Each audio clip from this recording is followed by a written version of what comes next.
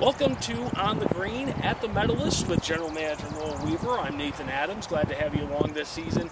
It has been a long winter, and I mean long, and a lot of people have not been able to get out until now onto the golf course. There's a lot of things that you have to think about, of course, maybe looking at the new clubs, but now you have to get the main equipment.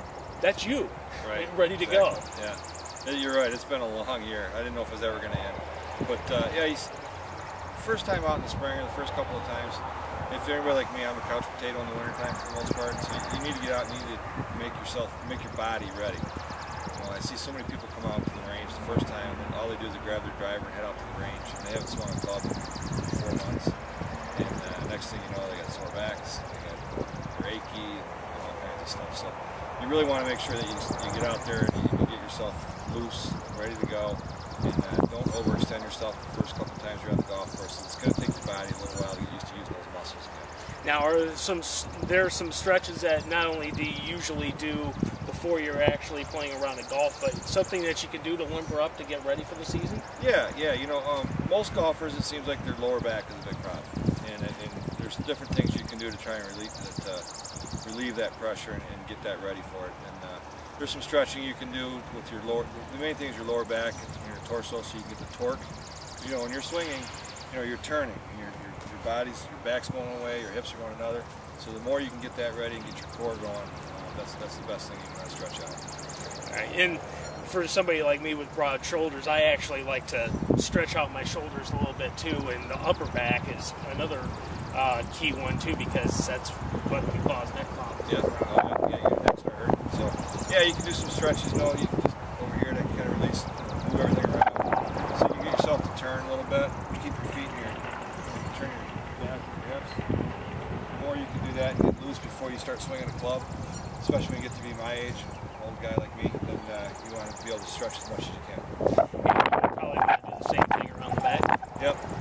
Go around the back, do some things here. Turn it back and forth. Also, it's not bad to try and keep your legs straight and bend over as far as you can to loosen that up. You can do some things with stretch your legs by doing something along this line. Stretch out. If you go down and touch your toes, here again, releasing your hamstrings, and you can get some things there. All right. And also, something that I've even seen online, if you want to check it out online for yourself, I will have a link on it. Miguel Angel Jimenez and his knee stretch, and it is a little different. Yeah, and actually I've even started doing it, and it works. It's successful. He uses it, so yeah. Now you said don't come out to the driving range and bring your driver for your first swing of the club of the year.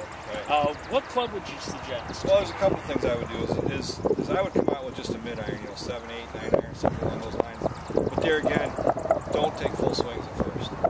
I would hit my first bucket of balls with nothing but, I'll call it a punch shot, like a 3/4 shot. Just so you make sure nothing's catching.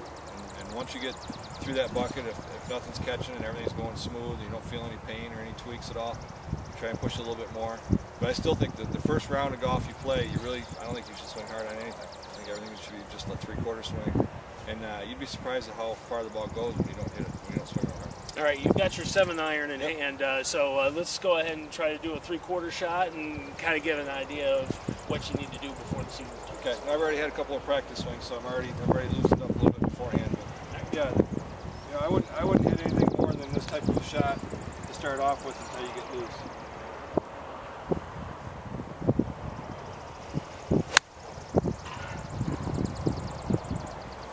Good, solid.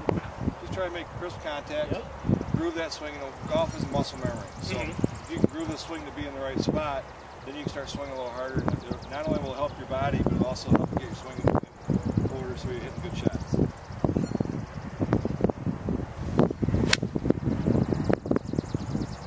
that was just a touch fat.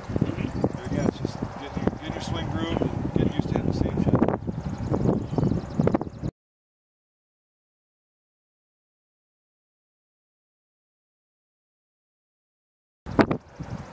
Start hitting a lot of good shots like that, just soft shots.